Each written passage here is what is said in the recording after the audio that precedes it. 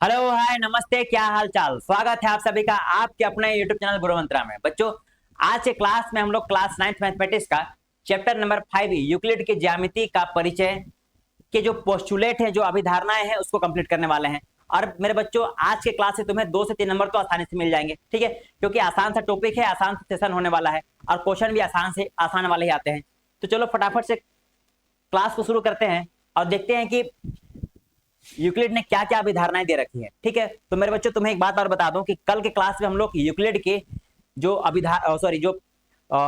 अभिग्रहित है ना, उसके बारे में हम लोग पढ़े थे कि क्या क्या अभिग्रहित, क्या क्या एग्जाम्स दे रखे थे। ठीक है, हम लोग टोटल 7 एग्जाम्स के बारे में पढ़ चुके थे। तो मेरे बच्चों, आज हम लोग पढ़ने वाले अभिधारणाएं या फिर पोस्टुलेट किसके द्वारा दी गई है, तो मेरे बच्चों इसे भी यूक्लिड के द्वारा ही दी गई है। ठीक है, तो सबसे पहले देखते हैं कि ये पोस्टुलेट या फिर अभिधारणाएं क्या होती है।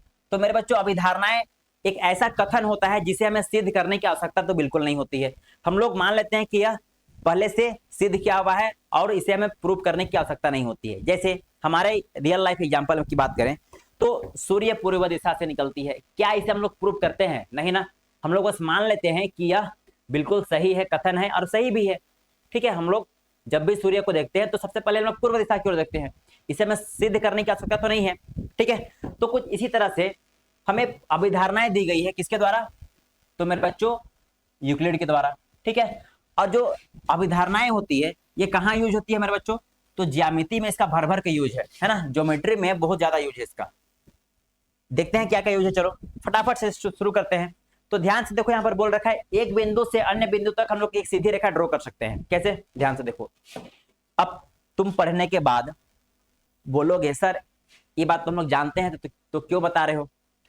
क्योंकि बच्चों यही बात तो हमने यूक्लिड ने बता रखा है। ये बात जब हमें पता चला तो तुम तक तो बात पहुंचानी थी। लो, हो गया। क्या था?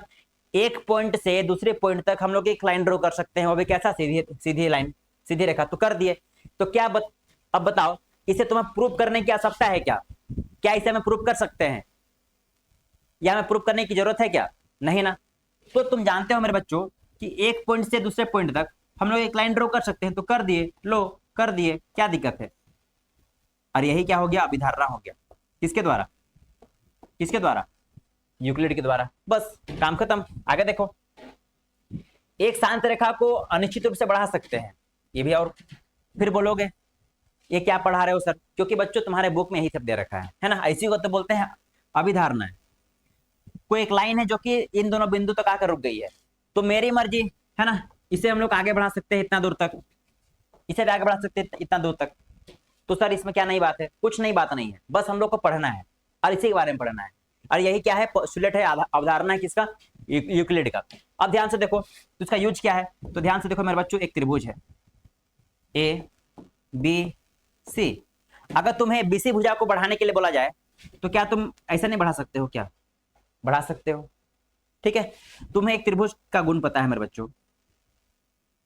त्रिभुज का एक बाह्य कोण है ना, त्रिभुज के दो विपरीत आंतरिक कोणों के योग के बराबर होता है। मतलब ये 1 है, ये 2 है, अगर ये कोण 3 है, ये 4 है, तो मेरे बच्चों एंगल 4 बराबर होता है एंगल 1 प्लस एंगल 2।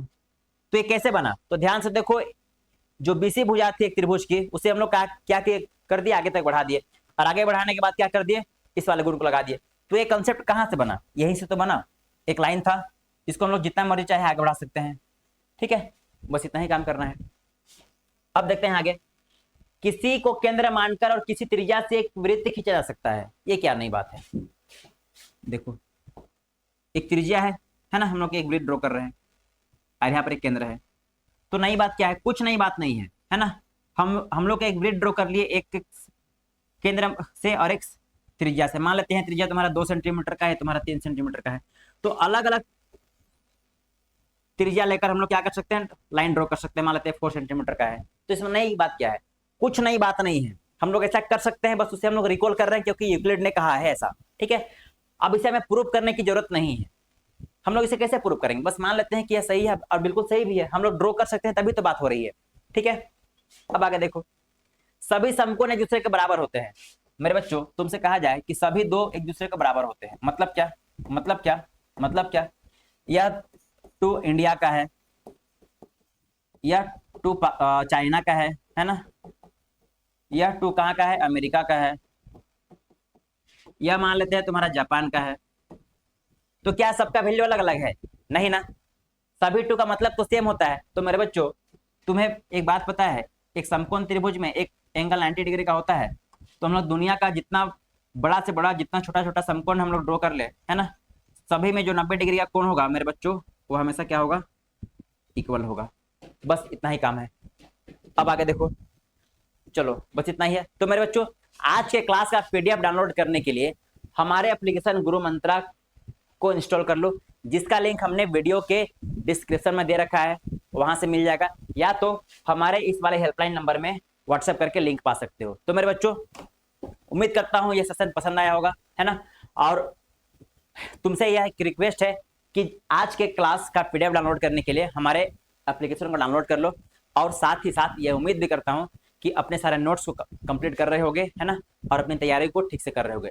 तो मिलते हैं बच्चों हम लोग कल क्लास में, तब तक अपना ध्यान रखो और खूब सारा प्रैक्टिस करते रहो।